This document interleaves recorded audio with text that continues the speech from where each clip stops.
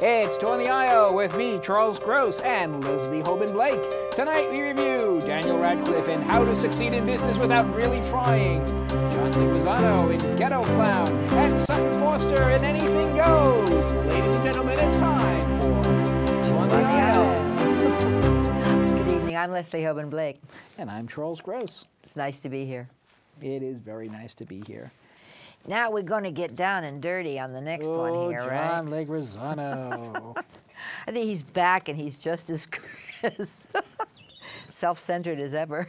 His shows are all about him. They're all taken. And I used to go down to PS 122 when he had them in a notebook, and he would stand there for an hour and a half, and he would read to us from the notebook, and he'd say, "Does that work?" I mean, when I say us, I mean whatever the audience members were, and then we'd all go back and say, "Well, yeah, that was funny," or we'd laugh, and he'd say, "Okay, that one works," and he'd keep it. He actually kind of alludes to that. And then he'd bring the shows up to Broadway or wherever. Well, this is a little different. Most of his shows are a little more focused. This is a very broad. This is the John Leguizamo experience. This is his biography, essentially. And yes, it's the most truthful of them. And it basically talks about the other shows. It starts, you know, his life as a teenager and pretty much brings it up to today, touches on everything he's ever done professionally, touches on his romantically and familially, on his personal life. So it's a much larger canvas than he normally paints on. He normally has some focus on here. And I won't say the show lacks focus, but here he's using a very wide-angle lens. But I did like the direction. He had Fisher Stevens, who's a friend of his and also a film director and film actor. And I found that they worked well together. I thought that they sort of got the same vibe going. And so that I don't think it quite has the edge that his other shows have had. I think it was more personal, and so therefore I don't think the edge was, more what he was going for. Basically, he tells about the results of talking about his family, and apparently and how much they didn't like it. Yes, Owen's so happy about this. Exactly. And, you know, and he imitates. You know, he talks about his movie career. Patrick Swayze, I think Al Pacino. Well, he talks about when he does the imitations, all seem to be very similar. Yes, but he gets he's a very good mimic, though, I must say. I've heard him talk about how he got the dinosaur, the right dinosaur for Ice Age or whatever the character was that he played. But anyway, what he really talks about, more than I've ever heard him talk about, is what it's like to be a Puerto Rican, or he's not Puerto Rican, he's not, he's one of his family members was Puerto Rican, but the roles that were available, trying to break through that. And I don't think he talked much about that in the other shows, as I recall. I don't and he talks about, he's the only guy who ever killed Al Pacino. He said other people shot him. He got to kill Al Pacino. And I thought that was funny. And he talks about, you know, so you're in a room and it's 800 Hispanics, and they're all going in to say, "No, you give me the crack cocaine, you know, you do it." And it's the same role all the time. And I think he's done a marvelous job of expanding from that. He played Toulouse-Lautrec in Moulin Rouge, for heaven's sakes. People don't remember that. But I mean, that's one of the things he doesn't do. I don't think he does. He doesn't talk about that in the show. He also was in, of course, Baz Luhrmann's Romeo and Juliet. That he talks about. Yes, but you know, not something that he himself ever thought he would get to do. So I think, you know, I think that what I came away from that was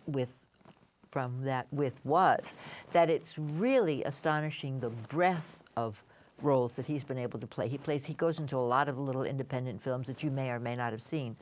And he has played a lot more than just drug lords, which is what he was trying. He was saying he wanted to get away from that. He had. Right, and then he also, again, his forays into TV. Yeah. He had the show. I saw that show. I love that show. And his show, the show that he did, and again, I didn't know about this. It was the House of Buggin', yes. Yeah, which ultimately apparently became Mad TV. No.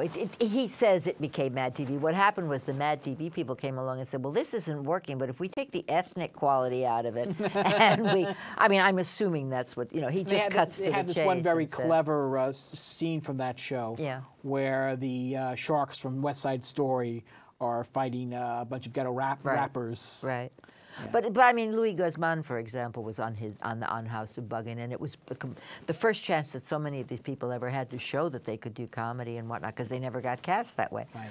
So it was wonderful. I enjoyed that show. It was very short-lived. And anyway, I enjoyed this. You know, he's a good performer. He holds the stage. He does a little dancing. A little this, a little that. A little this, a little that.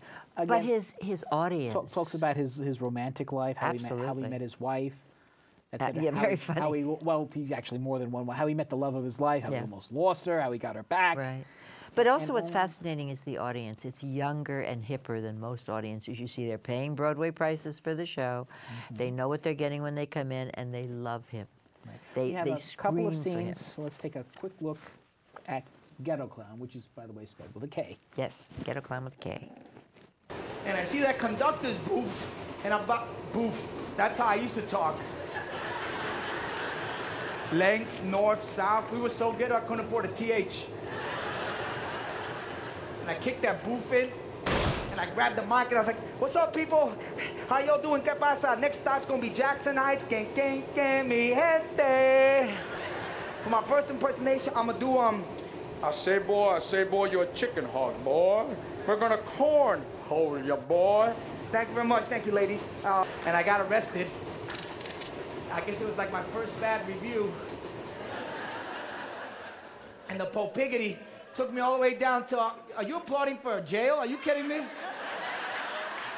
And I gotta be upfront with you. It wasn't easy to get it going either. I finally ended up with the hallway of the American Place Theater. I was in a hallway, yo.